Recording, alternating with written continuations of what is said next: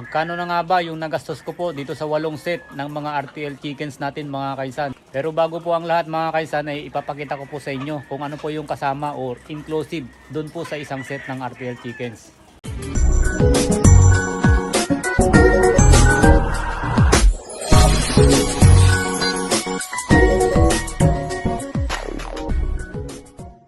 Bale, ito po yung unang batch na RTL chickens natin mga kaisan. Almost 1 year na po sa atin ito. Sa isang set ng RTL chickens mga kaisan ay unang-una, ang bayad po ng isang set mga kaisan, ito po, isang set na po yan. Ito po. Ang halaga po niyan mga kaisan ay 33,000.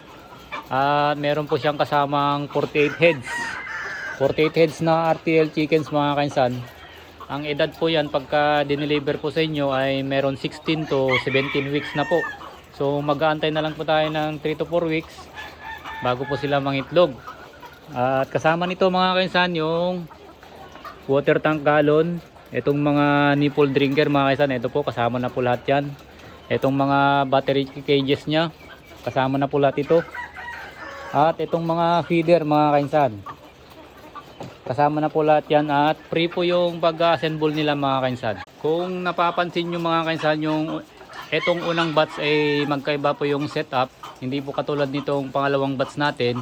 4 na water tank gallon yan mga kainsan. Bale 4 na set po yan, iwahiwalay. Bale ito po yung pangalawang batch natin mga kainsan. Magkakadugtong nga po lahat yan mga kainsan. 2 set po dito at sa kabila naman 2 set. Kaya 4 na set po yan mga kainsan. Same lang po ng packages nya. Complete na po. May water tank gallon, feeder. Itong battery cages, nipple drinker mga kainsan. Ito po yung mga feeder nya. Kasama na po lahat yan mga kainsan. Inclusive na po dun sa 33,000 na per set. Medyo mas mahal lang po itong unang batch na na-order natin mga kainsan. Itong mga decalb white natin, ang isang set po nito ay 36,000. At yung huling batch naman mga kainsan, ito yung pangalawang batch natin. Ang isang batch po nito o isang set po nito ay 33,000. So ang total po ng nagastos ko po lahat dito mga kainsan ay 276,000. Itong 8 set ng RTL chickens mga kainsan.